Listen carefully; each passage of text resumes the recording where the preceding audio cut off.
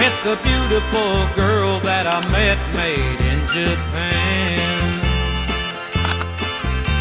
The beauty of her face was beyond my wildest dreams. Assalamualaikum warahmatullahi wabarakatuh. Shalom, Om Swastiastu, Namo Buddhaya, Salam Kebajikan, Rahayu, Rahayu, Rahayu. Baik, selamat pagi kepada Ibu Ika selaku dosen pengampu mata kuliah dasar epidemiologi, serta selamat pagi juga kepada teman-teman yang berbahagia. Sebelum itu, perkenalkan saya Yuyun Yuriatul Farida dengan NIM 43225114 dari kelas HIP 1A. Pada kesempatan kali ini, izinkan saya untuk bisa mempresentasikan hasil analisis serta temuan saya terkait dengan data surveillance kesehatan pekerja pada PTX Surabaya tahun 2018 hingga 2019. Sebelum masuk kepada pembahasan lebih lanjut terkait dengan temuan-temuan dan juga analisis yang sudah saya dapatkan, saya mengajak teman-teman untuk brainstorming terlebih dahulu untuk mengetahui apa sih pentingnya surveillance dan apa sih tujuan dari analisis ini. Masuk kepada pembahasan apa sih pentingnya surveillance ini. Penting surveillance ini saya cakup menjadi 3 poin, teman-teman. Yang pertama yaitu berperan penting dalam mendeteksi secara dini terkait dengan PAK, PAHK, dan juga KK. Yang kedua yaitu sebagai dasar yang kuat dalam proses perencanaan dan juga pengambilan keputusan kesehatan. Dan yang terakhir ya ini dapat mendukung kegiatan MONEF atau monitoring dan evaluasi program-program kesehatan secara berkelanjutan, teman-teman. Kemudian apa sih tujuan dari analisis? Nah, tujuan analisis ini juga saya cakup menjadi 3 poin, teman-teman, di mana poin pertama yaitu tujuannya untuk bisa mendukung dalam mengambil keputusan perencanaan terkait dengan program keselamatan dan kesehatan kerja. Kemudian yang kedua yaitu mengidentifikasi pola ataupun tren-tren masalah yang terjadi baik itu kesehatan ataupun keselamatan kerja. Dan poin yang ketiga yaitu menyediakan data sebagai dasar penyusunan laporan serta pemenuhan atau kepatuhan terhadap regulasi-regulasi yang sudah ada. Kemudian saya akan menjelaskan terkait dengan gambaran umum datanya nih, teman-teman. Di mana data kesehatan kerja pada PTX Surabaya ini berasal dari hasil pemeriksaan ataupun pemantauan kesehatan secara rutin terhadap 80 pekerja pada tahun 2018 dan 2019. Di mana dari total 80 pekerja ini, 70 orang ini berjenis kelamin laki-laki dan 10 orang berjenis kelamin perempuan. Di mana data-data yang sudah dikumpulkan ini mencakup berbagai karakteristik, teman-teman, berdasarkan dari departemen, kemudian tekanan darah, kemudian ada kadar gula darah, kolesterol, asam urat, keluhan pernafasan, dan juga gangguan pendengaran.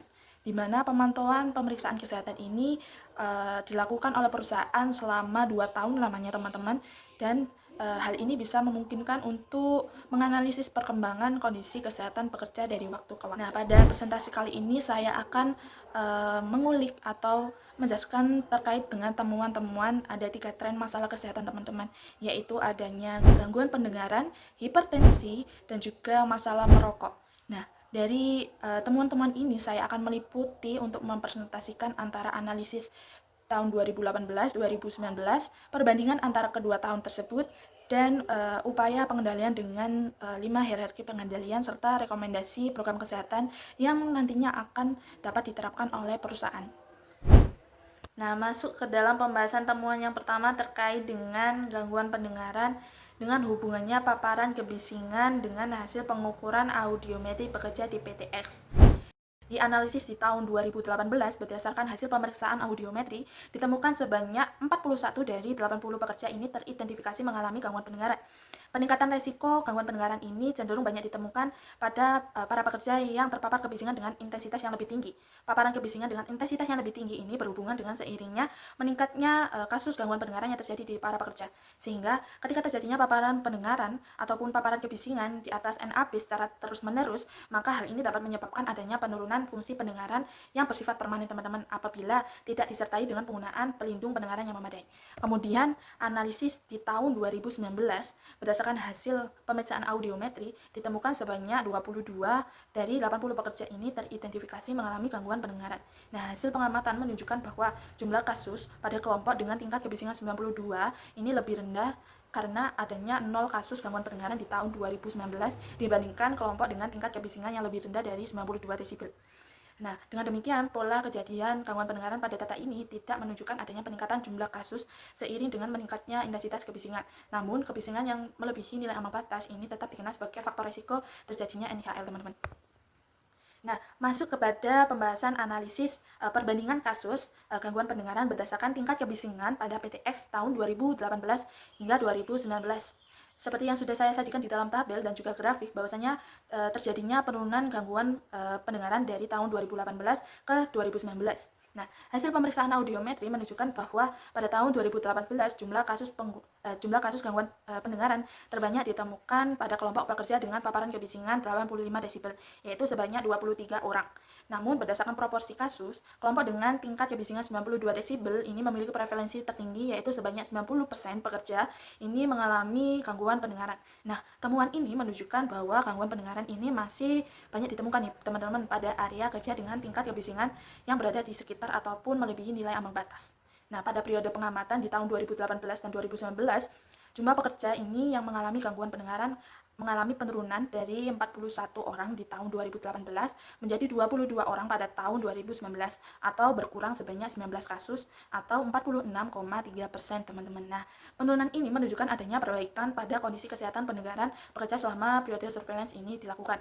Meskipun demikian, kasus-kasus pendengaran masih banyak ditemukan pada sebagian pekerja, terutama pada kelompok pekerja yang bekerja di area dengan tingkat kebisingan 85 hingga 92 desibel. Berdasarkan data yang tersedia, teman-teman, bahwasanya gangguan pendengaran ini masih menjadi masalah kesehatan yang banyak ditemukan pada para pekerja yang terpapar kebisingan di lingkungan kerja. Namun, data surveillance ini belum dapat digunakan untuk bisa menyimpulkan adanya hubungan sebab akibat secara langsung antara tingkat kebisingan dengan kejadian gangguan pendengaran, karena adanya informasi mengenai faktor-faktor lainnya yang mampu mempengaruhi kondisi pendengaran pekerja yang tidak tersedia dalam dataset yang diamati. Nah, masuk ke dalam upaya-upaya pengendalian dan juga rekomendasi yang saya berikan yang bisa diterapkan oleh perusahaan.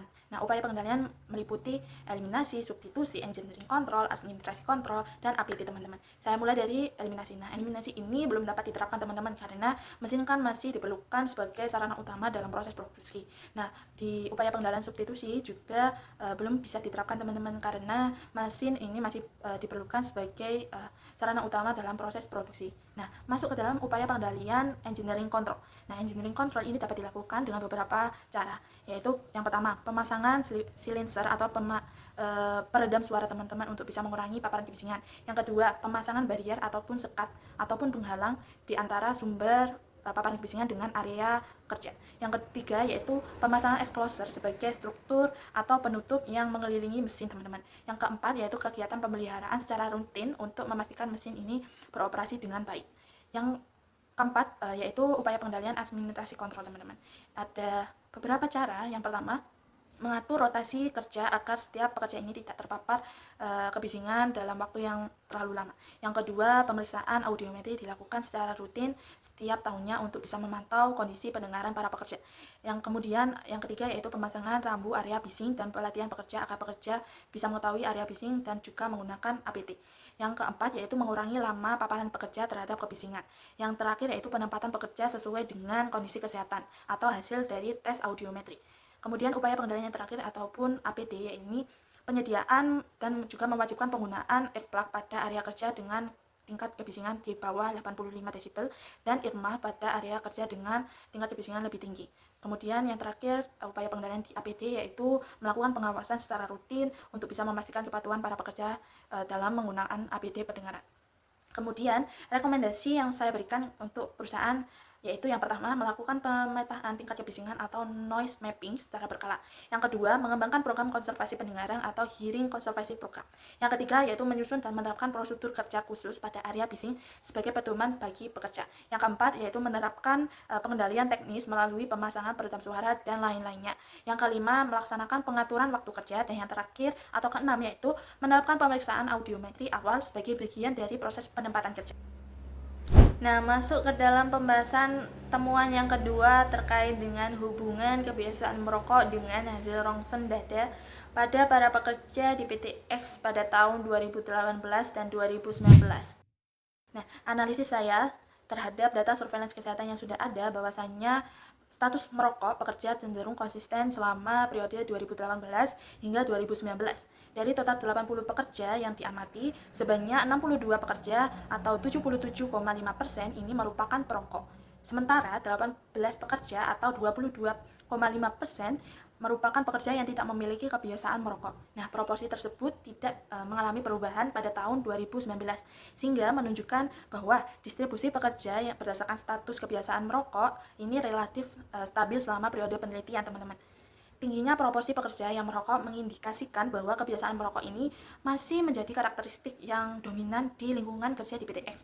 Nah, temuan ini penting untuk diperhatikan lebih lanjut karena kebiasaan merokok ini dapat menjadi salah satu faktor yang dapat berkontribusi terhadap penurunan kondisi kesehatan, termasuk kesehatan sistem pernafasan, terutama apabila pekerja ini juga terpapar faktor-faktor risiko lainnya di lingkungan kerja. Nah, berdasarkan hasil pemeriksaan, mayoritas pekerja memiliki hasil rongsen normal pada kedua tahun pengamatan. Jumlah hasil normal meningkat dari 67 pekerja atau 83,75% pada tahun 2018 menjadi 68 pekerja atau 85% pada tahun 2019. Sedangkan hasil rongsen dada abnormal menunjukkan adanya menurun dari 13 pekerja atau 16,25% menjadi 12 pekerja atau 15%. Nah, hal ini menunjukkan adanya sedikit perbaikan kondisi kesehatan paru-paru para pekerja. Nah, berdasarkan kebiasaan merokok, sebagian besar pekerja merupakan perokok, yaitu sebanyak 62 orang atau 77,5%, sedangkan 18 orang atau 22,5% tidak merokok. Nah, proporsi perokok yang tinggi menunjukkan bahwasannya kebiasaan merokok ini masih menjadi faktor, teman-teman, faktor risiko kesehatan yang perlu diperhatikan. Di mana pada tahun 2018, seperti yang sudah saya sajikan di dalam tabel, seluruh hasil rongsen abnormal ditemukan pada kelompok perokok, yaitu sebanyak 13 orang dari 62 pekerja yang merokok. Nah, sedangkan seluruh pekerja yang non-perokok menunjukkan hasil yang normal. Temuan ini mengindikasikan bahwa kelainan paru ini lebih banyak ditemukan pada para pekerja yang memiliki kebiasaan merokok, teman-teman. Kemudian pada tahun 2019, seperti yang sudah saya sajikan di dalam tabel, bahwasanya jumlah pekerja perokok dengan hasil rongsen abnormal menurun menjadi 8 orang atau 12,90%. Sementara jumlah perokok dengan hasil normal meningkat menjadi 54 orang. Hal ini menunjukkan adanya perbaikan kondisi kesehatan pada kelompok perokok. Namun pada tahun yang sama ditemukan 4 pekerja non perokok atau 22,22% dengan hasil rongsen abnormal. Sedangkan pada tahun 2018 ini tidak ditemukan kasus rongsen dada abnormal pada kelompok ini. Nah, munculnya hasil rongsen abnormal pada kelompok non-perokok menunjukkan bahwa kelainan perokok ini tidak hanya dipengaruhi oleh kebiasaan merokok, teman-teman, tetapi juga dapat dipengaruhi oleh faktor-faktor lainnya seperti paparan lingkungan kerja, usia, dan kondisi kesehatan pekerja itu sendiri. Nah, pada tahun 2019, proporsi hasil rongsen abnormal pada non-perokok atau 22,22% ini lebih tinggi dibandingkan kelompok perokok atau 12,90%. Namun, temuan ini perlu diinterpretasikan hati-hati karena jumlah non-perokok ini lebih sedikit dan data ini belum mencakup faktor-faktor lainnya seperti masa kerja, paparan lingkungan, serta riwayat kesehatan. Oleh karena itu, hubungan sebab akibat antara merokok dengan hasil rongsen belum dapat dipastikan dari data-data ini. Nah, masuk ke dalam upaya pengendalian serta rekomendasi yang saya berikan agar perusahaan dapat terapkan. Nah, masuk ke dalam pembahasan upaya pengendalian terlebih dahulu. Upaya pengendalian kan ada 5 hierarki, yaitu eliminasi, substitusi, engineering control, administrasi kontrol, dan APD. Yang pertama, eliminasi. Eliminasi ini belum dapat diterapkan, teman-teman, karena merupakan kebiasaan personal yang sulit dihilangkan secara langsung di lingkungan kerja. Kemudian upaya pengendalian yang kedua yaitu substitusi. Substitusi ini mungkin dapat diterapkan melalui 2 cara, yaitu yang pertama, mengganti kebiasaan merokok saat istirahat dengan aktivitas relaksasi seperti stretching ringan, kemudian walking break, dan lain sebagainya. Yang kedua yaitu mengganti kebiasaan merokok dengan penggunaan alat bantu pengalih oral atau non-nikotin seperti permen, kemudian makan buah-buahan, ataupun banyak minum air putih yang banyak. Kemudian upaya pengendalian yang ketiga yaitu engineering control. Engineering control ini pengendalian melalui rekayasa teknik tidak dapat dilakukan secara langsung, teman-teman, untuk bisa mengatasi kebiasaan merokok karena faktor penyebab utamanya ini berasal dari perilaku ataupun keputusan individu ataupun personal, bukan dari sumber bahaya fisik yang terjadi di lingkungan kerja. Kemudian upaya pengendalian yang keempat yaitu administrasi kontrol. Nah, di administrasi kontrol ini ada beberapa cara. Yang pertama, meningkatkan pengawasan serta penegakan aturan KTR atau rambu-rambu larangan, termasuk tindakan korektif bagi pelanggar yang merokok di area di area kerja. Kedua, yaitu melakukan pemeriksaan kesehatan berkala. Yang ketiga, yaitu menerapkan pembatasan area dan waktu merokok agar tidak mengganggu aktivitas para pekerja. Yang terakhir, yaitu menyediakan layanan konseling berbasis berhenti merokok. Upaya pengendalian yang terakhir atau APD, ini alat pelindung diri tidak dapat diterapkan teman-teman secara langsung untuk bisa mengendalikan kebiasaan merokok, karena APD ini tidak dapat menghentikan perilaku merokok itu sendiri. Namun APD dapat berfungsi sebagai perlindungan tambahan bagi para pekerja yang berpotensi terpapar dari asap merokok. Nah, setelah upaya pengendalian sudah, maka rekomendasi yang akan saya berikan yaitu yang pertama pemeriksaan kesehatan berkala, kedua penerapan kebijakan kawasan tanpa rokok atau KTR, kemudian yang ketiga yaitu menyediakan fasilitas pendukung gaya hidup sehat seperti gym dan lain sebagainya, kemudian yang keempat yaitu pemberian insentif perilaku sehat. Nah, masuk ke dalam pembahasan temuan yang ketiga dan terakhir, yaitu terkait dengan temuan tekanan darah dengan hubungannya kelompok usia pada para pekerja di PTX Surabaya di tahun 2018 hingga 2019. Nah, analisis di tahun 2018 berdasarkan hasil pemeriksaan vital signs terhadap seluruh pekerja atau 80 pekerja di PTX Surabaya, ini menunjukkan bahwasannya sebanyak 22 orang atau 27,5% pekerja ini mengalami hipertensi, teman-teman. Berdasarkan data analisis yang sudah saya sajikan di dalam tabel, menunjukkan adanya distribusi kasus berdasarkan kelompok usia ini cukup memperlihatkan pola yang jelas, yaitu adanya peningkatan jumlah kasus seiring dengan bertambahnya usia, di mana kelompok dengan usia lebih dari 55 tahun ini merupakan kelompok dengan penyumbang kasus hipertensi terbanyak, yaitu 10 orang.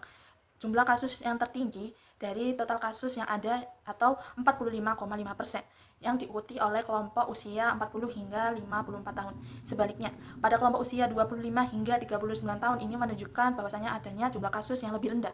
Pola ini juga teman-teman bisa lihat terkait dengan distribusi tekanan darah yang normal, di mana kelompok usia yang lebih muda ini memiliki proporsi kondisi normal yang lebih besar dibandingkan dengan kelompok usia yang lebih lanjut. Nah, pada analisis di tahun 2019, bahwasannya berdasarkan hasil pemeriksaan vital signs pada 80 pekerja di PTX Surabaya menunjukkan bahwa sebanyak 12 orang atau 15% ini mengalami hipertensi para pekerjanya. Berdasarkan hasil data analisis dan berdasarkan data yang sudah saya sajikan di dalam tabel, masih terdapat distribusi kasus berdasarkan kelompok usia yang memperlihatkan pola yang cukup jelas, yaitu peningkatan jumlah kasus seiring dengan bertambahnya usia. Dan kelompok usia yang lebih dari 55 tahun ini masih menjadi kelompok dengan penyumbang hipertensi tertinggi atau terbanyak, yaitu 6 orang, di mana merupakan kelompok jumlah kasus hipertensi tertinggi, yaitu 50% dari kasus total yang ada, diikuti dengan kelompok usia 40 hingga 54 tahun atau 33,3% dari total kasus yang ada. Sebaliknya, teman-teman, pada kelompok usia 25 hingga 29 tahun dan 30 hingga 39 tahun, ini menunjukkan jumlah kasus yang lebih rendah, di mana masing-masing pada kelompok ini hanya menyumbang satu kasus hipertensi atau 8,3% saja. Nah, pola ini juga terlihat pada distribusi tekanan darah normal, di mana kelompok usia yang lebih muda ini memiliki proporsi kondisi normal yang lebih besar dibandingkan dengan kelompok usia yang lebih lanjut. Nah, temuan ini menunjukkan bahwasannya pekerja dengan usia yang lebih tua atau usia lanjut ini memiliki kecenderungan lebih tinggi untuk mengalami hipertensi dibandingkan pekerja yang berusia lebih muda. Nah, masuk ke dalam analisis perbandingan kasus tekanan darah berdasarkan kelompok usia di PTX Surabaya pada tahun 2018 hingga 2019. Nah, berdasarkan hasil surveillance, distribusi kasus hipertensi berdasarkan kelompok usia ini menunjukkan pola yang berbeda antara tahun 2018 dan 2019. Seperti data yang sudah saya sajikan di dalam tabel, bahwasanya pada tahun 2018 kasus hipertensi paling banyak ini ditemukan pada kelompok usia lebih dari 55 tahun dengan 10 kasus hipertensi. Diikuti dengan kelompok usia 40 hingga 54 tahun sebanyak 7 kasus. Sementara itu, pada tahun 2019, jumlah kasus pada kelompok usia lebih dari 55 tahun ini menurun drastis menjadi tidak ditemukannya kasus hipertensi. Sedangkan dengan jumlah kasus kelompok usia 40 hingga 54 tahun ini masih menjadi kelompok dengan jumlah kasus tertinggi, yaitu 4 kasus. Nah, kelompok usia 25 hingga 29 tahun dan 30 hingga 39 tahun juga menunjukkan penurunan jumlah kasus dibandingkan tahun sebelumnya atau dibandingkan tahun 2018.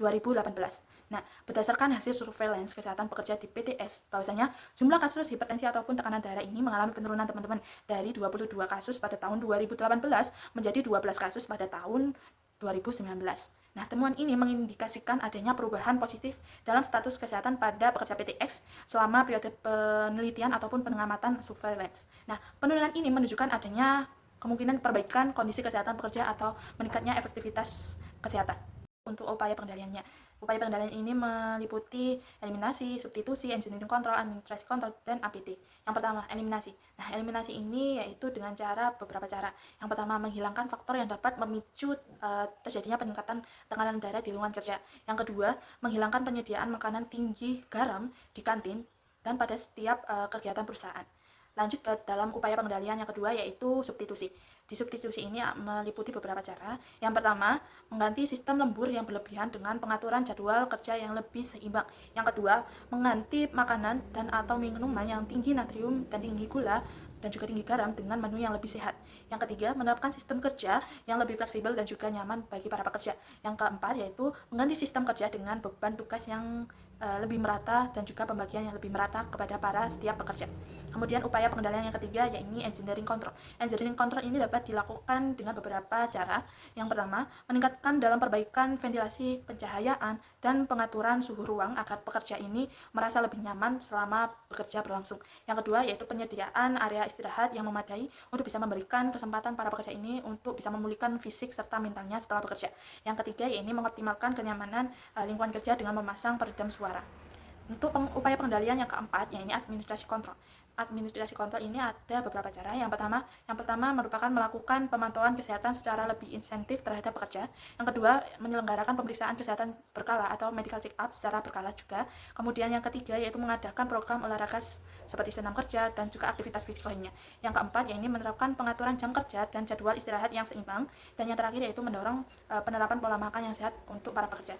Dan upaya pengendalian yang terakhir, yaitu APD. Nah, APD ini teman-teman tidak memberikan perlindungan secara langsung terhadap resiko kasus hipertensi, dan juga pengendalian lebih difokuskan pada penerapan gaya hidup sehat, pengelolaan stres, dan juga pemantauan kesehatan secara berkala oleh pekerja.